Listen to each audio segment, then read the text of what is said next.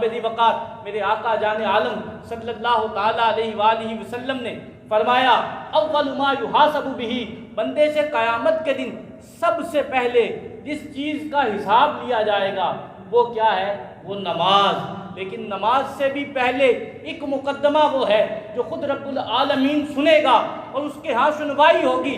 और उसके मुतल्लिक फरमाया, वइज़ल मौऊदतु सुइलत, नमाज से पहले भी कत्ल का मुकद्दमा होगा और कत्ल भी उन बच्चियों का होगा जो पैदा हुई और जिंदा दरगोर कर दी गई। उन्हें अल्लाह की बारगाह में पेश किया जाएगा।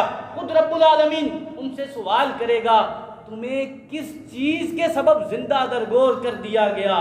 बिअय्यि ज़ंबिन कुतिलत, तुमने कौन सा गुनाह किया था कि तुम्हें कत्ल कर दिया गया? अबाबेदी वक़ार, हम मिन हैसुल कौम, अपने अखलाकियात में कहाँ खड़े हैं? शायद 7 मार्च 2022 एक मरतबा फिर पाकिस्तान में क़यामत सुगरा का दिन था। इस दिन एक नौजवान अपनी बेटी के पास आई, माँ से उस बच्ची को लिया, ज़मीन पर पटखा और 5 फायर मारकर उसे वहीं हलाक कर दिया। उस वक्त सारी कौम को सोचना चाहिए था, क्या ये उसी का नतीजा तो नहीं जिससे हम समझते हैं कुरान पढ़ेंगे तो गरीब हो जाएंगे, नमाज पढ़ेंगे तो दुकान में नुकसान हो जाएगा, अरे इस तरफ आएंगे तो खसारा हो जाएगा। मेरे आका जाने आलम सल्लल्लाहु ताला अलैहि वसल्लम की तालीमात तो ये कहती हैं, जिसने अपनी बच्चियों को बचाया, जिसने औरतों को बचाया, ना वो खुद बचेगा बल्कि फरमाया उसका ईमान भी बच जाएगा। आइए दलील लीजिए, सासा बिन नाजिया अल्लाह ताला, सासा बिन नाजिया रसूल करीम सल्लल्लाहु ताला अलैहि वसल्लम की बारगाह में हाजिर हुए। अर्ज करने लगे, ऐ मेरे आका, आपको एक बात न सुनाऊं? मेरे आका जाने आलम सल्लल्लाहु अलैहि वसल्लम ने फरमाया, कहो सासा, क्या कहना चाहते हो? अर्ज की, या रसूलल्लाह सल्लल्लाहु अलैहि वसल्लम, सासा जाहिल था, सासा इस्लाम से बहुत दूर था। एक दिन क्या हुआ, मेरी 2 ऊँटनियाँ चरते चरते कहीं निकल गई। मैं उनकी तलाश में निकला, यहाँ तक कि एक मकान को पाया, उसमें एक बूढ़े को पाया। वो और मैं बैठ गए, गुफ्तो शुनीद होने लगी। उसने पानी मंगवा लिया, यहाँ तक कि खजूरें भी खाने को आ गई। अब इतने में वो बूढ़ा जिसके पास मैं गया था, उसके यहाँ बच्चे की विलादत हो रही थी। जब मैं खजूरें खा रहा था, वो आवाज़ देकर पूछने लगा, लड़का है कि लड़की? लड़का है कि लड़की? तो मैंने सासा ने पूछा, अगर लड़का हुआ तो क्या करोगे? कहने लगा, लड़का हुआ तो हमारे कबीले की शान बढ़ाएगा, इज़्ज़त बढ़ाएगा, उसका इकराम करेंगे। पूछा, अगर लड़की हुई तो क्या करोगे? कहा, अगर लड़की हुई तो मैं अभी उसे दफन करा दूँगा।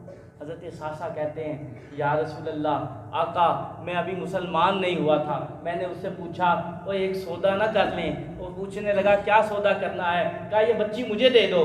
सो वो कहने लगा, ये बच्ची तो मैं तुम्हें दे दूं, तुम मुझे बदले में क्या दोगे? कहा, मेरी ये 2 ऊँटनियाँ तुम रख लो, मेरी ये जो 10-10 माह की 2 ऊँटनियाँ हैं तुम रख लो, ये बच्ची मुझे दे दो। वो कहने लगा, इतने पर इक्तिफा नहीं करूँगा, ये 2 ऊँटनियाँ भी लूँगा, और तीसरा वो ऊँट जिस पर तुम सवार होकर आए हो, मुझे ये भी चाहिए। या रसूलल्लाह सल्लल्लाहु अलैहि वसल्लम, आका मैंने 2 ऊँटनियाँ और 1 ऊँट देकर उस एक बच्ची की जान बचाई। जब मैंने उसकी जान बचाई, अल्लाह ने मेरे दिल में बेटियों के लिए ऐसी मोहब्बत दाखिल फरमा दी। फिर मैं क्या करता, कबीला कबीला जाता, पता करता, जहाँ कहीं कोई बच्ची होती, ऐ मेरे आका 1-2 ऊँटनियाँ और 1 ऊँट देकर उसे खरीद लिया करता, अपनी हवेली में ले आया करता। या रसूलल्लाह सल्लल्लाहु अलैहि वसल्लम, 365 बच्चियाँ मेरे घर में पली भरी, मैंने उनकी परवरिश की, क्या अल्लाह मुझे इसका कोई इनाम देगा? मेरे आका जाने आलम सल्लल्लाहु अलैहि वसल्लम ने सासा की जब ये बात सुनी, मेरे आका जाने आलम सल्लल्लाहु अलैहि वसल्लम रोने लगे, और आका जाने आलम सल्लल्लाहु अलैहि वसल्लम की दाढ़ी मुबारक आंसुओं से तर हो गई। और एक जुमला इरशाद फरमाया, मैं मफहूम अर्ज कर रहा हूँ, फरमाया, तू अभी पूछता है क्या अल्लाह अजर देगा?